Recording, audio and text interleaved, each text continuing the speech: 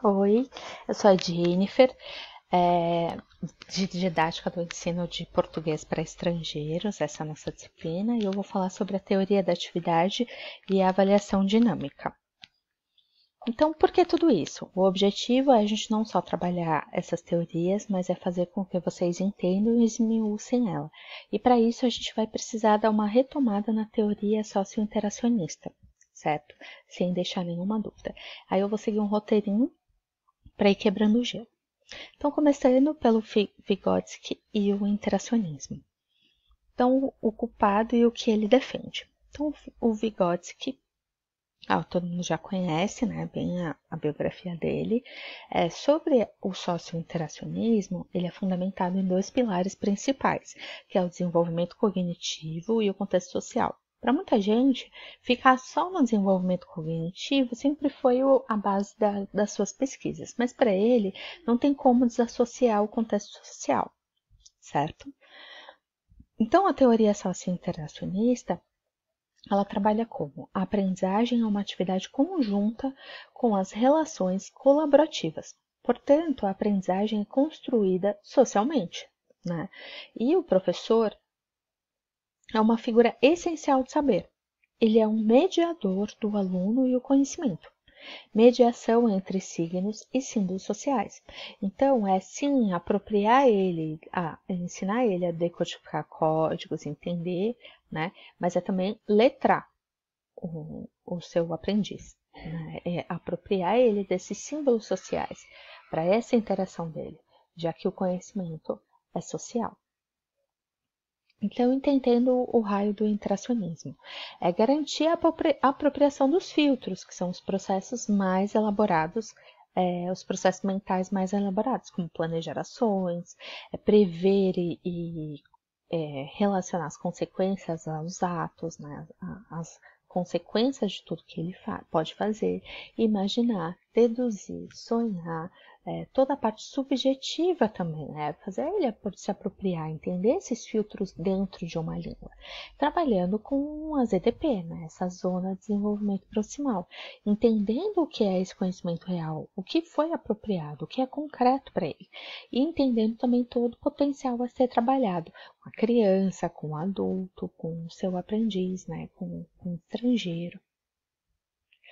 E aqui eu trouxe um trecho do livro da Formação Social da Mente, do Vygotsky, que fala: nível de desenvolvimento real caracteriza o desenvolvimento mental retrospectivamente, ou seja, é trabalhar em cima de todo o repertório que o seu aluno já tem. Não é assim, esquece tudo que você viveu, agora eu vou te ensinar o português brasileiro. Entendeu? Não, é trabalhar com uma retrospectiva, é fazer uma retomada, entender o repertório, é respeitar o indivíduo que ele é e as experiências que ele tem e trabalhar com todo o desenvolvimento que você ainda pode. Ter uma prospecção em cima de todo o potencial que ele pode desenvolver, né? Então, a ação do professor vem de uma intencionalidade que trabalha com a interação das ETP.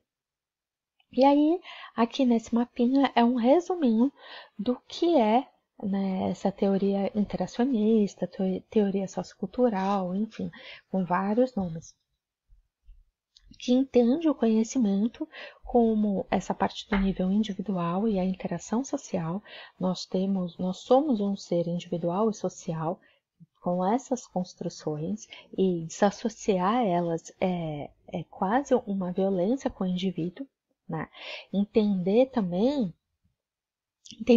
todo esse processo de ensino e aprendizagem, né? Esses filtros e tudo que significa essa apropriação, e a ZDP, toda essa zona, entender como funciona esse desenvolvimento e conseguir trabalhar com ele. Então, pensando em tudo isso, entendendo bem as bases sólidas da teoria internacionalista do Vygotsky, eu vou apresentar dois ramos de como a gente trabalha ela com os alunos. O primeiro é a teoria da atividade. Então, o que é essa bodega? Para o Vygotsky, pesquisar como funcionam as funções dos seres humanos, e para isso deve-se ir além do indivíduo, sem nenhuma novidade. É tudo que a gente está falando, não é pensar só no indivíduo sozinho, é ele em interação com o objeto, interação com o meio, interação social. né? E para o Leontiev, a atividade é apreendida como uma mediação entre o sujeito e o objeto, que se fundamenta num conjunto de ações. Então, pensar nessa interação, como é essa relação do sujeito e objeto e quais são as ações que fundamentam essa atividade, certo? Então, a atividade ela é o resultado de uma cadeia anterior. Inicia-se com um motivo que direciona as ações, que por sua vez resultam em objetivos que se concretizam. Então, pensar qual a sua intenção como professor mediador, que vai resultar em ações desse indivíduo, que por sua vez tem objetivos. Ele tem os objetivos dele, ele tem as razões dele, ele tem os motivos e o repertório dele que motivaram ele a tomar determinadas ações para chegar e concretizar determinados objetivos. Então, tudo isso é atividade. Tudo isso é o que você tem que pensar na sua intencionalidade e respeitar isso no seu aluno. Então, a teoria da atividade chama nossa atenção para quem está fazendo o que, por quê e como. Então, quem é esse indivíduo? O que ele está fazendo? Qual é a intenção? Por que ele tomou essas decisões? Por que ele tomou? Se você conhece o repertório dele, você sabe por que ele tomou essas decisões. E como ele está fazendo. E no fazer é como eu posso mediar esse processo de aprendizagem dele. Então, aqui eu trouxe um trecho do livro do Figueiredo, onde ele fala: o uso sistemático de estratégias de aprendizagem dependerá das razões que as pessoas têm para aprender outra língua. Ou seja, pessoas motivadas se empenham mais, tá escrito errado, desculpa, se empenham mais no processo de aprendizagem de línguas do que aquelas que só estudam línguas por obrigação ou por uma exigência. Ou seja, quando você entende as estratégias sistemáticas, né, todo o sistema de estratégias que você utiliza para trabalhar a aprendizagem, tudo isso vai depender das suas razões, com a sua intenção, de como motivar o seu aprendiz a se apropriar disso. Quanto mais motivado, melhor vai ser esse processo de aprendizagem do seu aluno, certo? Então, entender como ele se relaciona com esse sistema de aprendizagem e saber ter as estratégias necessárias se consegue motivar o seu aluno. Então, isso que é o raio dessa bodega. Vai me convencer a usar isso? Vou. Segundo Figueiredo, a teoria da atividade, ao realizar a mesma tarefa, cada pessoa pode aplicar atividades diferentes de acordo com as suas diferentes motivações. Então, é entender que assim, você não vai chegar numa sala de aula, dar a mesma atividade, ter o mesmo resultado, esperar as mesmas intenções, o mesmo tempo, todo mundo vai acabar juntinho. Ninguém é assim, ninguém é um robozinho e uniforme dessa forma. Cada um é composto, é um mosaico de tudo aquilo que já teve, construiu, se relacionou e aprendeu. E é respeitar isso, e é entender essas atividades. Então, essa teoria da atividade, ela está implícita em tudo o que a gente faz, de certa forma. Se a sua intenção é ser, além de um professor, é ser um educador e mediador de um processo de aprendizagem para o seu aluno, então é respeitar todo esse processo, né? Que envolve a teoria da atividade, que envolve a sua intenção como professor. Ou até mesmo, outra coisa que ele traz, o Figueiredo, ou até resultar em diferentes atividades ao ser aplicada pelo mesmo aprendiz em um período de tempo diferente. Ou seja, nós somos um monge, mas a partir do momento que você aprende coisas novas, se apropria de coisas novas, você muda, você deixa de ser aquela pessoa. É igual aquele filósofo lá do Rio, né? Aquele filósofo do Rio. Desculpa, tive um pequeno cortinho por causa dos papagaios começaram a gritar aqui. Que ele fala que o homem nunca é o mesmo se banhando no mesmo rio, né? Ele não é o mesmo por já ter vivido aquela experiência, e nenhum rio é o mesmo. Então, é sempre nesse processo e entender e respeitar isso, né? Que sim, pode ter diferentes resultados, porque a partir do momento que você aplica a mesma intenção, o mesmo objetivo, a pessoa pode ter, eu já fiz dessa forma, não deu certo, eu vou fazer de uma outra forma e vai dar certo. Então, é entender e respeitar esse processo de mudança e de evolução de conhecimento do próprio aluno, né?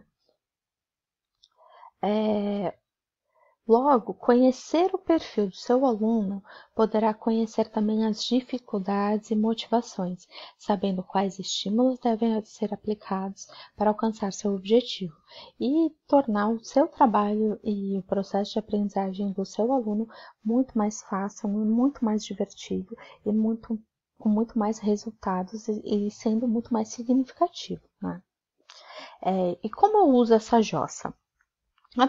Através de um processo dialógico, conversando, conhecendo, interagindo, né? Interpretando. Então, conhecendo e entendendo o perfil dos seus alunos, ajustando e adaptando quais atividades devem ajudá-los, mediando no enfrentamento de suas dificuldades, orientando esse processo de ensino-aprendizagem na apropriação de conhecimento. Né? É todo um processo em conjunto. E logo faz com que eu venha falar com vocês sobre um outro instrumento que pode ajudar nesse processo dialógico, que é a avaliação dinâmica. O que é essa bodega? A avaliação dinâmica foi uma proposta alternativa aos métodos psicométricos, provas, que tem uma visão tradicional de avaliação, que enfatizam o produto final a que chegou o aluno. Ele entrou aqui e está saindo com isso, né? E pronto. Mas pensando em tudo que o Vygotsky fala, isso é suficiente para um processo de avaliação? Não, né? Só isso não. Isso em grande escala, para você entender uma ideia, uma proporção maior da escola e tudo, pode ser um instrumento prático. Mas não é um instrumento de avaliação consistente e que seja o único recurso de um professor para avaliar um aluno. E a avaliação dinâmica, ela leva em consideração um processo de progressão, de mudança, de complementos e evolução do aluno por meio da interação dialógica do professor. Sempre esse dialógico, sempre essa interação, sempre o professor como um mediador. A avaliação dinâmica, ela mensura sistematicamente processos de aprendizagem e procura compreender como a interação ocorre quando se promover assistência ao aprendiz durante uma atividade avaliativa. Então, ela vai entender todo esse processo de aprendizagem. Eu tenho uma turma extremamente heterogênea. Eu tenho alunos onde tem muitas defasagens.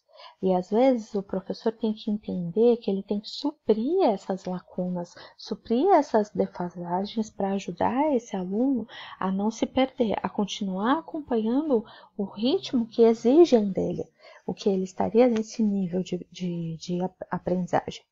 E às vezes esse aluno com maior defasagem é o que mais evolui numa sala de aula, mas que talvez demonstrem resultados de provas assim, só de provas, né, nesse sistema psicométrico tradicional, que vai ter resultados inferiores ou igual de outras pessoas, mas não valida todo o processo de evolução e aprendizagem dele ao longo desse trajeto. E é através da avaliação dinâmica que você vai assegurar que ele está sendo acompanhado, né? Então, trata-se de uma abordagem que integra ensino e avaliação e visa fazer com que o aprendiz realize uma atividade avaliativa por meio da ajuda, da mediação do avaliador, por meio do diálogo, sempre o diálogo norteando qualquer tipo de prática dentro dessas teorias, né? Então, vai me convencer a usar isso? Enquanto a avaliação estatística ou tracional está orientada para os resultados da aprendizagem, a avaliação dinâmica está orientada para os processos de aprendizagem, assumindo que a aprendizagem e o desenvolvimento ocorre a partir das experiências e devem ser avaliados em sua dinâmica e transformação. E como eu uso essa JOS? Através da intervenção mediadora do professor no processo de avaliação dinâmica, cujo seu objetivo deve ser compreender as diferenças, dificuldades e evoluções individuais, norteando seu trabalho dialógico com o aluno, dando assim autonomia e consciência para esse aluno no próprio processo de aprendizagem. Tá bom? Muito obrigada, gente!